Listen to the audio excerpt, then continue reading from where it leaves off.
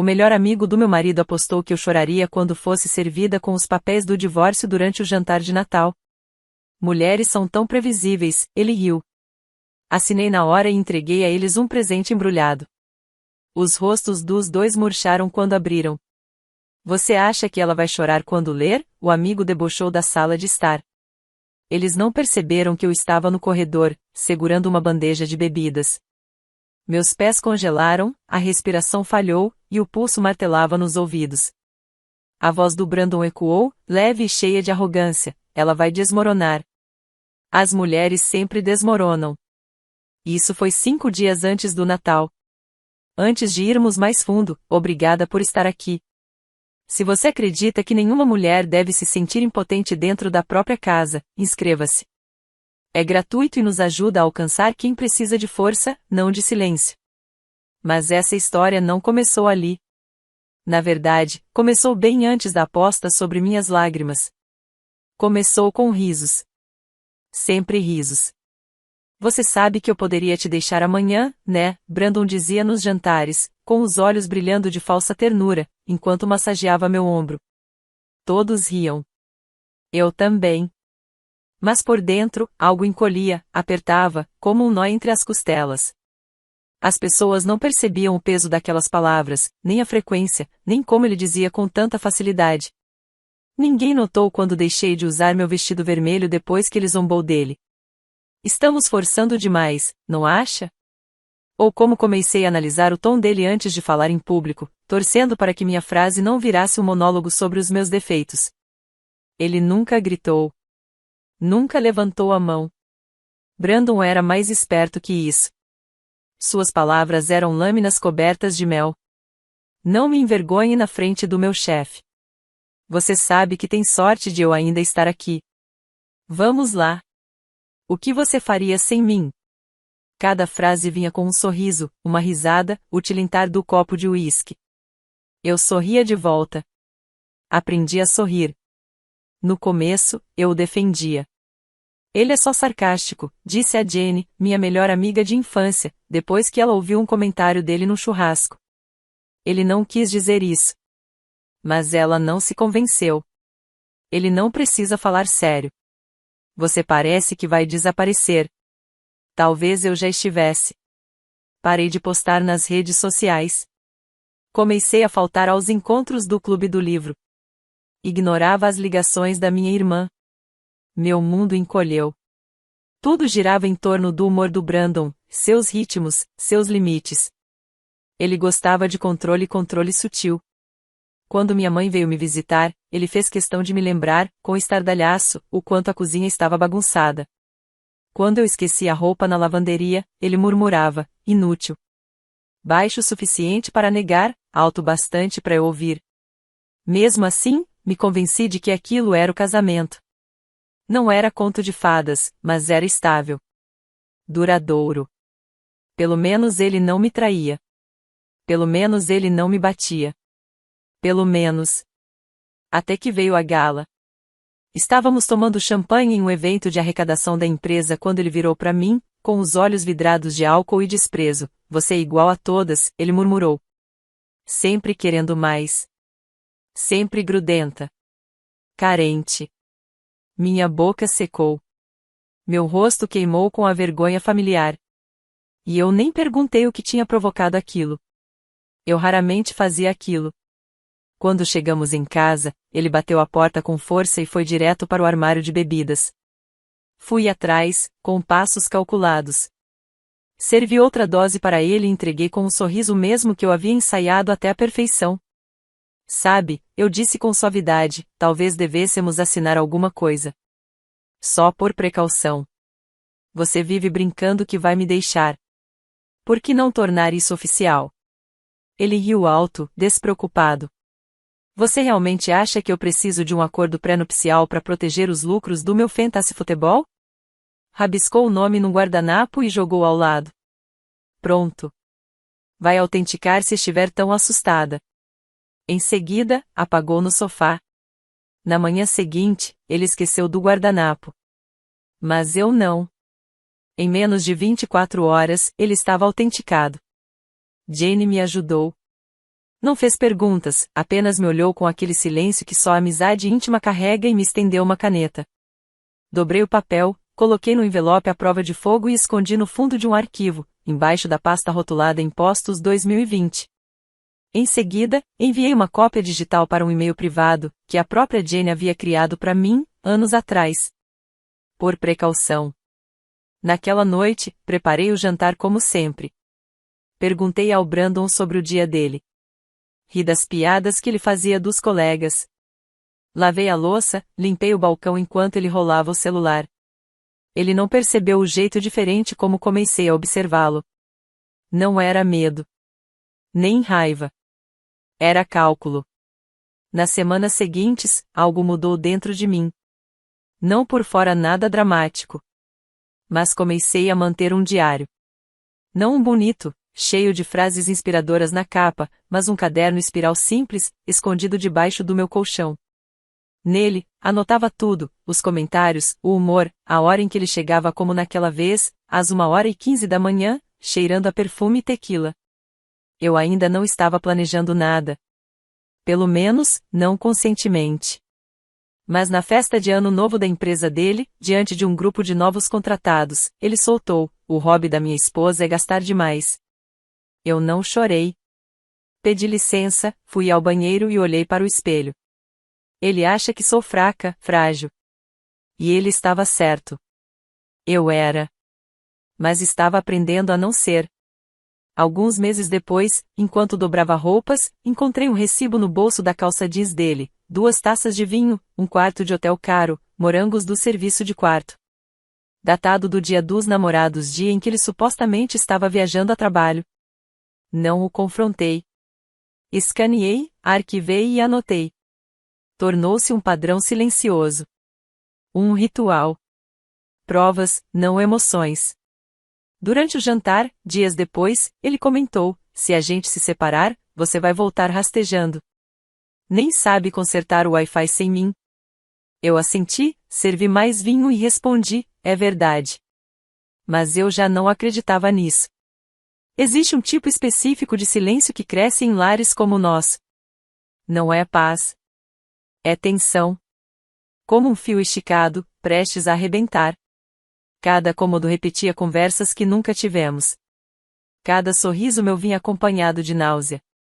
Uma noite, acordei suando, o coração disparado. Tinha sonhado com sua voz me dizendo: "Você não vai ficar com nada." E, pela primeira vez, algo dentro de mim respondeu: "Isso não é mais verdade." Eu tinha o documento. Tinha os prazos. E agora, tinha tempo. Naquela noite, deixei de fingir. A partir dali, eu não era mais a esposa dele. Era sombra. Cordial, educada, sempre atenta. Preparando-me para a piada que ele acharia inofensiva. Ele achava que aquele guardanapo foi uma bobagem de bêbado. Mas aquilo era minha base. Eu não sabia quando. Nem como. Mas sabia que, um dia, ele tentaria repetir o mesmo jogo de sempre. E quando isso acontecesse, eu estaria pronta. Meses depois, estava sentada no escritório da Jane. A luz fluorescente zumbia, revelando as bordas de uma verdade que eu ainda não conseguia dizer em voz alta. Ela olhou demoradamente para o documento que entreguei àquele que Brandon assinou bêbado, sem ler, sem ter a menor ideia do que estava fazendo. "Ele assinou isso de livre e espontânea vontade?" perguntou, arqueando as sobrancelhas. Assenti em silêncio. Jane se recostou na cadeira, o couro rangendo sob seu corpo. Colocou os óculos no rosto e começou a ler, com calma. Depois de alguns minutos que pareceram uma eternidade, levantou os olhos. Havia algo nos seus olhos, uma mistura de pena e admiração. "É elegante", disse ela, batendo levemente com o dedo no papel. "Ele te entregou a faca. Agora você só decide quando usar." Sentei em frente a ela, os dedos entrelaçados no colo, apertados. "Eu não quero vingança. Só quero me sentir segura." "E vai se sentir", ela respondeu com firmeza. "Mas vamos reforçar isso. Garantir que se mantenha de pé se for ele a tomar a dianteira." Foi o que fizemos. Jane redigiu um adendo. Preencheu lacunas, esclareceu ambiguidades, selou as brechas que Brandon poderia tentar distorcer. Incluímos cláusulas que jamais passariam pela cabeça dele, proteções matrimoniais, divisões financeiras bem delineadas, e a confirmação de que a assinatura fora voluntária. Estava tudo ali, nome escrito à mão, data, ausência de coação. Apenas um gesto de soberba embriagada que se tornaria definitivo. Jane me entregou um pendrive, uma cópia impressa e um olhar cúmplice, aquele que não via desde a época em que tramávamos travessuras escondidas atrás da biblioteca da escola. Só que agora não era travessura. Era estratégia. Vou guardar uma cópia também, disse ela quando me levantei. Por precaução. Naquela noite, voltei para casa. Brandon estava no sofá, assistindo futebol. Cerveja na mesa, meias jogadas pelo chão. Fiquei na porta observando enquanto ele ria de um replay, a TV preenchendo a sala com um barulho que já não me pertencia. O jantar está quase pronto, anunciei. Ele apenas grunhiu em resposta.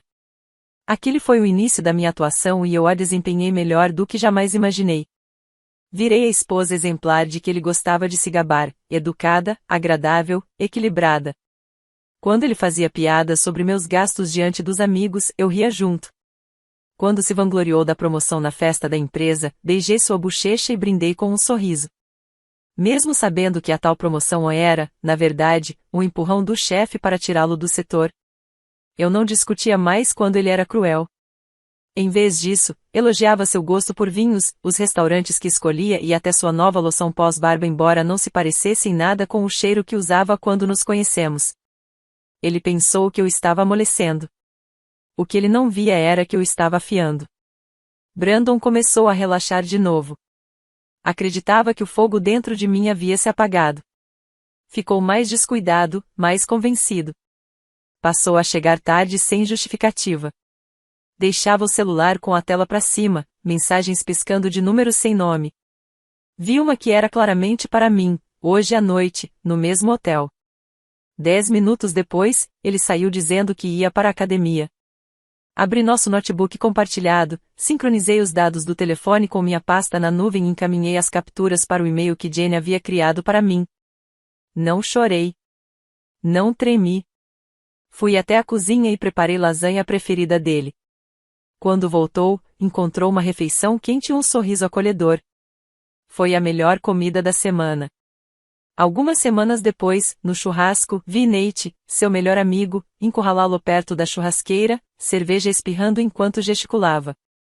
Ela vai desmoronar se você largar dela, cara. Brandon riu. Ela é dependente demais. Tô feito. Eu estava a poucos metros, arrumando uma bandeja de frutas. Não tremi. Não desviei. Apenas organizei os morangos numa espiral perfeita, uma fatia por vez. Brandon se aproximou logo depois, passou o braço pela minha cintura e beijou minha bochecha como se não tivesse sumido na noite anterior sem dar explicações. Você tá linda hoje, disse. Eu sorri. Obrigada, querido. No dia seguinte ao churrasco, comecei a gravar ligações. Só as que importavam. As conversas em que ele escorregava. As risadas em momentos indevidos. Palavras que nenhum marido amoroso diria. Cada arquivo tinha data. Todos meticulosamente armazenados. Eu me sentia como uma espiã dentro da minha própria casa, mas não estava buscando vingança. Ainda não. Eu estava construindo um paraquedas. Silenciosa, meticulosa. Porque quando se vive numa casa feita de rachaduras, você não espera que ela desabe, você aprende onde pisar, e quando pular. Comprei uma agenda e comecei a marcar os dias com símbolos discretos. Um X para insultos disfarçados, uma estrela para acusações sem sentido, um ponto para cada mentira que eu conseguisse provar. Para qualquer um, parecia apenas uma lista de mercado, um planejamento de refeições. Para mim, era um mapa. Com o tempo, parei de reagir. Virei um espelho. Ele via em mim apenas o que queria enxergar, uma mulher que tinha desistido de lutar, que havia se encolhido até caber perfeitamente no pequeno espaço que ele moldou para ela. E, então, ele se sentiu seguro. A ousadia voltou. Passou a deixar dinheiro exposto, saques grandes, sem explicações. Fazia viagens de negócios com malas cheias de colônia e camisas engomadas que nunca usava nas videochamadas. Um dia, encontrei um recibo com marca de batom. A cor? Tempris Red. Não me ofendi. Anotei. A confirmação final veio 2 semanas antes do Natal. Brandon bebeu, adormeceu no sofá com o celular destravado. Olhei quando uma enxurrada de mensagens apareceu. Ela não suspeita de nada. Vou arquivar no Natal. Quer assentos na primeira fila? Acompanhava um emoji rindo e o presente de uma mulher chorando no lenço. Meus dedos não tremeram. Meu estômago não revirou. Li a mensagem 2 vezes, fiz a captura de tela e mandei por e-mail para mim mesma. Depois, apaguei tudo do celular. Naquela noite, deitada ao lado dele, olhei para o teto e pensei em velas, cranberries e peru desfiado. Natal. Ele estava organizando minha ruína como se fosse uma surpresa de festa. Mas ele esqueceu de um detalhe: eu já tinha escolhido a data, reunido testemunhas, e definido o cenário. Ele não era o único com uma apresentação pronta. Porque quando você entrega uma faca a alguém, não pode fingir surpresa quando ela aprende a usá-la. A mesa de Natal parecia a saída de uma revista, perfeita, com um calor falso de propaganda de margarina. Uma guirlanda tremeluzente enfeitava as janelas, velas dançavam em castiçais de vidro, e o peru dourado brilhava sob a faca de trinchar que Brandon manuseava como se fosse o patriarca ideal. Usava o suéter que dei no Natal passado marrom, com renas bordadas. A ironia de vestir o homem que tramava minha destruição não passou despercebida. Minha irmã Beth passava seu famoso vinho quente, as bochechas ruborizadas tanto pelo álcool quanto pelo calor. Os pais dele falavam dos planos de aposentadoria, enquanto todos ao redor pareciam viver uma felicidade ingênua. Eu me movia entre eles como uma anfitriã programada, enchendo copos, sorrindo com os dentes mas não com os olhos. Por baixo do vestido, minhas pernas tremiam, mas não de medo. De antecipação. Meu coração batia em um compasso firme. Hoje à noite. Hoje à noite. Hoje à noite. Brandon cruzou o olhar comigo enquanto cortava o peru e piscou com aquele velho brilho de confiança, como quando encerrava uma apresentação de vendas. Retribuí com um sorriso gentil. Quente. Insondável. Deixei-o acreditar que tinha vencido. Melhor frango até agora, disse o pai dele, satisfeito. Asteva aperfeiçoou a receita. Brandon respondeu, colocando o prato na mesa como se fosse um troféu. Ela já teve bastante prática. Que Natal é esse? Nosso 7º? 8º, corrigi, delicadamente, sentando à sua frente. Ele ergueu o copo. Bem, um brinde a mais 8. Ou quantos forem durar. A voz dele tinha aquele tom debochado, o tipo de crueldade que ele embrulhava em humor para manter tudo casual e inegável. Risadas preencheram a mesa. Eu também ri. Peguei o guardanapo e tirei uma migalha invisível. Com os pratos vazios e o efeito do vinho dominando o ambiente, vi Nate, o melhor amigo de Brandon, cochichar algo em seu ouvido. Nate já estava claramente bêbado, olhos vidrados, sorriso torto. Brandon assentiu, levantou-se e bateu no copo com uma faca de manteiga. Certo, disse ele, limpando a garganta antes da sobremesa, tenho algo para minha querida esposa. Olhei para Beth, que me devolveu um sorriso cheio de alegria genuína, talvez esperando que ele me desse um colar, ou um bilhete escrito à mão. Brandon, no entanto, enfiou a mão no blazer e puxou um envelope. Caminhou até mim com a presunção de quem acreditava estar entregando o gran finale. Feliz Natal, querida, disse ele, colocando o envelope diante de mim. Nate soltou uma risadinha abafada. Ninguém mais achou graça. O envelope destoava de tudo ao redor. Branco, sem laço, sem cartão. Fiquei olhando por um segundo, depois o abri com calma. A mesa inteira silenciou. Meus olhos percorreram a primeira linha. Petição de dissolução de casamento. Já assinada. Já arquivada. Ele ainda teve o cuidado de destacar uma seção no final, como um aluno exibindo seu trabalho favorito. Levantei os olhos. O sorriso dele era largo, confiante, esperando reação. Então, eu também sorri. Obrigada, disse suavemente, quase doce. Uma pausa. Um brilho de confusão passou por seu rosto. Nate se remexeu desconfortável ao lado dele. Peguei minha bolsa, tirei de dentro uma caneta prateada elegante. Cliquei, assinei com traço firme. Datei, fechei a caneta e empurrei os papéis de volta. Pronto. Senti Beth me encarar com os olhos arregalados. Brandon piscou, visivelmente pego de surpresa. É só isso? Perguntou ele, tentando soar casual. É isso, repeti, empurrando o envelope de volta para ele. Sem hesitar, estiquei a mão sob a mesa e retirei uma caixa embrulhada em dourado. Coloquei bem entre o prato dele, e seu ego. O que é isso? Ele perguntou. Seu verdadeiro presente, respondi. Ele hesitou, depois rasgou o embrulho. Dentro, uma pasta de couro. Abriu. No instante em que leu a primeira linha, a cor sumiu do rosto. Os lábios se moveram sem som, enquanto lia e relia. Datado. Autenticado. Atualizado. Era o acordo pré-nupcial que ele havia zombado 1 ano atrás, assinado pela mesma mão que agora se agarrava à beirada da mesa. O que é isso? Murmurou Nate, tentando espiar. Brandon não respondeu. Eu sim. O acordo que Brandon assinou quase 1 ano atrás. Atualizado, reforçado e oficialmente arquivado. Mas, eu arquivei primeiro, disse Brandon, como se isso desfizesse a realidade. E isso o torna juridicamente vinculativo nos seus próprios termos, respondi, com um sorriso tranquilo. Cada bem. Cada cláusula. Você me deu tudo. A boca de Nate se abriu. O marido de Beth olhou de um lado para o outro da mesa, depois perguntou. Cara, você tá bem? Brandon não respondeu. Os olhos ainda grudados no documento. Os mesmos olhos que, por anos, vasculharam contratos e planilhas atrás de brechas, e não perceberam a cláusula mais gritante da própria vida. Então, coloquei a mão na bolsa mais uma vez. Falta uma última coisa. Retirei um envelope quadrado, menor e mais fino que o primeiro. Coloquei sobre a mesa. Ele olhou para ele como se fosse uma bomba prestes a explodir. Abriu devagar, as sobrancelhas já franzidas. Lá dentro, uma ultrassonografia. Ele olhou para a imagem. Depois para mim. Estou grávida, anunciei, com a voz firme. Hoje completo 8 semanas.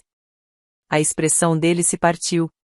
Por um segundo, ele até pareceu sorrir, quase involuntariamente. Mas esse sorriso morreu assim que seu cérebro alcançou seu ego. Gravidez. Bens pré-nupciais. Custódia. A sala pareceu inclinar. O peso de tudo que ele achava controlar agora desabava como uma laje de concreto sobre sua cabeça. Você planejou isso, ele disse, por fim, num quase sussurro. Encarei seus olhos, firmes e frios. Você apostou que eu choraria. Riu. Me chamou de previsível. Então, não, Brandon. Eu não planejo. Eu me preparo. O silêncio era denso, arrastado, pesado como revelação. Tomei um gole do meu vinho. A canela grudava nos lábios. A mãe de Brandon recuou à cadeira, o rosto pálido. Beth segurou minha mão por baixo da mesa, o polegar acariciando o meu em um gesto silencioso de apoio. Nate tentou dizer algo, mas balançou a cabeça e desviou o olhar. Brandon encarava o documento como se pudesse reescrevê-lo à força de vontade. Mas ele não podia. Levantei-me devagar e comecei a recolher os pratos de sobremesa que sequer chegaram a ser usados. Minhas mãos não tremiam. Minha respiração seguia calma. Torta de maçã ou de nozes pecan? Perguntei à mesa. Ninguém respondeu. Brandon permaneceu imóvel, cercado pelos destroços da ilusão que ele mesmo criou. E eu? Eu não estava em ruínas. Estava só começando. Brandon continuava sentado, ombros tensos, boca ligeiramente aberta, como se as próprias palavras que acabará de pronunciar o tivessem deixado sem fala. Você planejou isso. Mas eu mal ouvia. Ele encarava o acordo pré-nupcial à sua frente como se fosse uma maldição antiga escrita em pergaminho, esquecendo que foi ele mesmo quem redigiu cada linha. O ambiente estava absurdamente silencioso. Apenas o crepitar suave da lareira atrás dele e o tilintar distante de uma colher na cozinha quebravam o ar. Até os enfeites da árvore de Natal pareciam ter parado de brilhar. Então, os olhos dele pousaram na ultrassonografia que ainda estava em seu colo. Olhou para ela como se pudesse fazê-la desaparecer se não piscasse. Um leve tremor percorreu sua mandíbula. Ele começou, mas eu me ergui. Não interrompi, com uma única palavra, calma, mas firme. Ele piscou devagar, como se estivesse tentando entender com qual versão minha estava lidando agora. Sua voz saiu um pouco trêmula. Você não precisa fazer isso. Ah, mas eu não vou fazer nada, respondi, erguendo a taça de vinho sem olhar para ele. Você já fez. À minha direita, a mãe dele estava curvada à frente, os lábios cerrados numa linha fina, o colar de pérolas tremendo levemente a cada respiração curta. O pai, ao lado, esfregava os copos com o guardanapo, embora estivessem perfeitamente limpos. O marido de Beth estendeu a mão para mais vinho, mas pensou melhor. Nate, ainda desconfortável na ponta da mesa, coçou a nuca, sentindo finalmente o peso da própria arrogância desabar sobre si como um teto desmoronado. Minha prima Raquel me encarava do outro lado da mesa, olhos arregalados, a colher parada no ar entre a tigela de batatas doces e a boca. Passei os olhos lentamente por cada rosto, absorvendo cada expressão de descrença, vergonha, confusão e admiração. Era melhor do que qualquer discurso. O silêncio deles era a ovação que eu nunca precisei pedir. Brandon recostou-se, passou a mão pelos cabelos, um gesto automático que ele fazia sempre que perdia o controle. Eu conhecia bem. Vi durante brigas com o chefe, quando tentava sair de enrascadas financeiras, ou quando um investimento falhava e não restava ninguém para culpar. Ele olhou ao redor como se esperasse ser salvo. Você achou que eu imploraria? Disse baixinho. Minha voz era firme. Minhas mãos, estáveis. Achou que eu desmoronaria. Ele me olhou de novo, os olhos semicerrados. Continuei. Até hoje. Engoliu em seco. E foi nesse instante que vi o medo surgir. Não um medo dramático, com gritos e desespero, mas um lampejo autêntico, raro, num homem que sempre acreditou que consequências eram opcionais.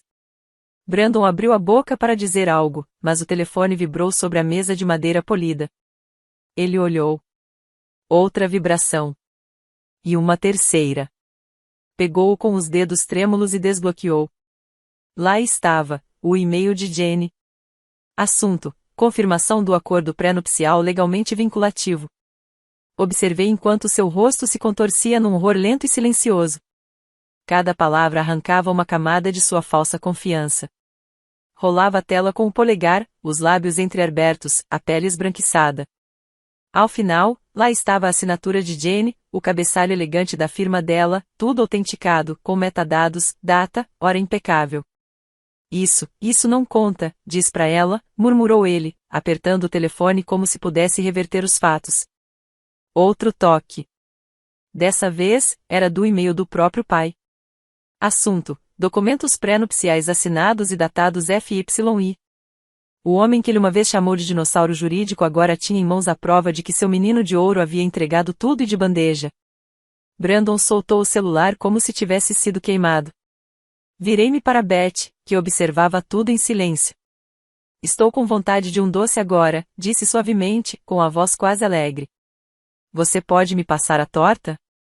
Qual delas? Ela perguntou, se recompondo rapidamente. A de maçã, com chantilly, por favor. Enquanto ela começava a servir, levantei-me da mesa, fui até o aparador e peguei um prato limpo. Os olhos de Brandon me seguiram, ainda arregalados, como se tentassem me alcançar. Voltei e me sentei ao lado da minha irmã, colocando a fatia de torta cuidadosamente à minha frente. De onde estava, virei-me para ele pela última vez naquela noite. Vou trocar as fechaduras amanhã, anunciei com simplicidade. Ele pareceu levar um tapa invisível. Peguei o garfo, dei uma mordida e sorri. Não por provocação. Apenas porque a canela estava quente, a massa amanteigada, e o sabor me trouxe uma memória antiga e esquecida. Paz. Brandon empurrou a cadeira para trás, arrastando as pernas no chão de madeira. Você acha que venceu? Ele disse. Não respondi. Ele não merecia resposta. Saiu da sala com raiva, deixando para trás o acordo pré-nupcial, a ultrassonografia, e os restos do orgulho dele espalhados sobre a mesa de jantar. Por um momento, o silêncio foi absoluto. Então Beth soltou o ar ao meu lado. Sempre odiei aquele suéter, murmurou. As risadas vieram, tímidas no início, depois crescendo nervosas, surpresas, libertadoras. Raquel riu meio sem jeito.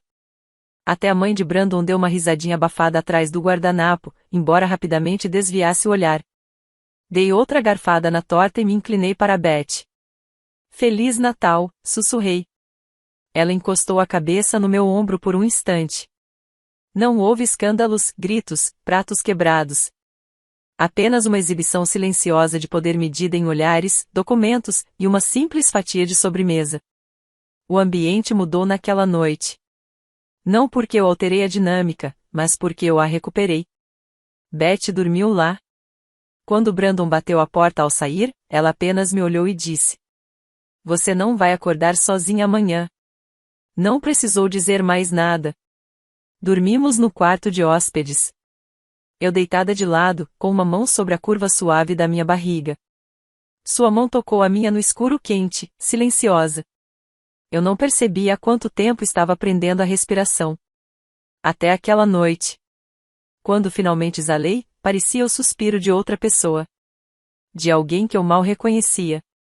Na manhã seguinte, Brandon já tinha ido. Sem bilhete, sem mensagem. Só o silêncio. Desci as escadas. A cafeteira estava fria. A porta da frente, trancada por dentro. O gancho onde ele deixava as chaves vazio. Preparei meu próprio café da manhã pela primeira vez em semanas sem ter que pensar duas vezes no barulho do garfo ou no som da torradeira. Às 9 horas, o chaveiro atendeu. Troca de emergência ou padrão? Padrão, respondi. E então, após um momento, mas venha o quanto antes. Ele chegou naquela tarde um homem quieto, de olhos gentis. Não fez perguntas quando entreguei as chaves antigas de Brandon e disse: Certifique-se de que nenhuma delas funcione mais. Depois que ele foi embora, fiquei ali, no saguão, com uma chave nova na mão. Percebi que era a primeira coisa que eu possuía sozinha em anos. Não a casa ainda não. Mas o sentimento. A certeza. Naquela noite, mudei-me para o quarto principal. Ainda cheirava a colônia dele algo caro e frio. Abri todas as janelas, deixei o vento de dezembro invadir o espaço, tirei os lençóis e os enfiei em sacos de lixo. Encontrei uma caixa antiga com velas de sândalo no armário daquelas que eu amava, antes de ele dizer que causavam dor de cabeça. Acendi 3. Coloquei-as na comoda e observei a luz dançando pelas paredes como se fosse só para mim. No dia seguinte, as correspondências dele começaram a chegar. Selos vermelhos nos envelopes. Aviso final. Prazo vencido. Ação imediata necessária. Empilhei tudo numa mesinha perto da porta. Não encaminhei nada. Naquela noite, Jane me ligou, a voz borbulhando de empolgação. Você não vai acreditar, disse. Quer dizer, vai sim. O advogado do Brandon ligou esta manhã. A imagem do rosto dele ao perceber onde eu estava sentada devia ser impagável. Sorri, enrolada no cobertor. É oficial. 70%. De um dia pro outro, respondeu ela. E com um bebê a caminho, ela fez uma pausa, teatral. Ele vai precisar de um plano de pagamento só para assinar o cheque. Meu sorriso se alargou. Não pelo dinheiro. Longe disso. Mas porque eu, finalmente, podia me sentar na minha própria sala sem precisar me preparar para a guerra. Estou orgulhosa de você, disse Jane, baixinho. Aquilo quase me desmanchou. Obrigada, sussurrei. Por ter ficado, mesmo quando eu nem sabia que precisava de alguém. Você sempre foi forte, Steph. Agora só deixou isso entrar. A repercussão foi silenciosa no início, como neve derretendo não uma avalanche. Alguns amigos deixaram de me seguir. Outros escolheram um lado. Alguns mandaram mensagens cautelosas, cheias de não quero me meter, não estou tomando partido, enquanto outros foram mais diretos. Uma mulher com quem eu não falava há 2 anos me mandou apenas: Gostaria de ter sua força. Dias depois, um buquê de tulipas chegou à minha porta. Sem nome, só um cartão. Já era hora. Fale com a assistente do Brandon. Clara. Sorri e coloquei as flores sobre a lareira. Claro que ela sabia. Era apenas questão de tempo até a notícia correr pelo escritório. O homem que antes fazia piadas sobre treinar esposas como se fossem estagiárias agora não tinha mais plateia. Até seu melhor amigo, Nate, parou de rir nas reuniões. Os comentários cessaram. A arrogância também. Ouvi dizer que ele andava saindo mais cedo do trabalho, resmungando sozinho, ignorando prazos. Mais tarde, naquela semana, ouvi o marido da Beth ao telefone. Não, cara, ele parecia assombrado. Assombrado. Bom. O homem que um dia me disse que eu não seria nada sem ele agora almoçava sozinho, esquecido por um mundo que um dia aplaudiu sua crueldade. E eu? Voltei a comprar sabonete de lavanda. Pintei o quarto do bebê de um tom suave de verde salve, aquela cor que ele dizia ser inútil. Pendurei luzinhas ao redor da janela. Coloquei uma girafa de pelúcia no canto. Passei a acender velas depois do jantar, a tomar chá de ervas descalça na sala. Uma noite, me peguei cantarolando enquanto dobrava roupas, algo que não fazia desde meu segundo aniversário de casamento. Comprei lençóis novos, brancos com estrelinhas douradas. E dormi na diagonal. Porque eu podia. Certa tarde, cruzei com Brandon na rua. Ele saía de um banco, falando ao celular, com cara de quem estava perdendo o controle. Não me viu. Ouviu e não soube o que dizer. Continuei andando. Mais tarde, Jane me mandou uma captura de tela. O nome de Brandon havia sido removido do boletim trimestral da empresa. Respondi com um único emoji de joinha. Depois fiz meu chá e fiquei observando o vento dançar pelas cortinas. Já não se tratava de vingança. Era sobre pequenas coisas. Liberdade. Paz. A reconstrução lenta e deliberada de uma vida que agora era minha. E a percepção tranquila e certa de que a mulher que ele tentou destruir foi a mesma que reconstruiu tudo. Sozinha. Na primeira vez que senti o bebê chutar, eu estava descalça na cozinha, cantarolando um disco antigo da Nina Simone, cortando pêssegos para uma torta. Foi tão suave no começo que pensei ter imaginado. Como o toque de uma asa, roçando o interior da barriga. Aí aconteceu de novo. Deixei a faca cair. Levei as duas mãos até o ventre. Fiquei ali, paralisada, sorrindo com lágrimas inesperadas. Não era apenas um chute. Era um sinal. Um compasso. Uma mensagem. Você não está sozinha. Ele era real. Estava crescendo. Era forte. E eu também. Naquela noite, escrevi no diário pela primeira vez em semanas. Foi uma entrada curta, mas firme. Este bebê nunca ouvirá gritos do outro lado da porta. Nunca vai achar que está pisando em vidro. Nunca vai confundir medo com amor. Sublinhei a última linha 2 vezes. Meu mundo tinha ficado menor. Mas mais quente. Mais suave, nos lugares certos. Minha prima Helena se mudou para o quarto de hóspedes no segundo trimestre. Chegou com 2 malas e uma cesta de muffins de lavanda, usando seu moletom enorme de sempre e os mesmos brincos de argola dourada que usava na faculdade. Não vou deixar você fazer isso sozinha, disse. E, de qualquer forma, alguém precisa te impedir de comer picles com sorvete. Nos adaptamos rápido. Ela trabalhava da cozinha, de meias felpudas em pleno julho, e só falava de Brandon se eu mencionava o que era raro. Essa parte da história já não valia mais ser contada. Jane aparecia a cada poucos dias com sacolas de mercado, ensopados quentinhos e livros com nomes de bebê cheios de post-its engraçados. Página 37. Por favor, não a chame de Tiffany. Não que fosse um nome feio, ela explicou um dia, rindo enquanto tomava chá. É só porque eu tive uma colega chamada Tiffany no fundamental que cortou meu cabelo com uma tesoura sem ponta durante a aula de artes. Nós rimos mais naqueles meses do que eu havia rido em anos.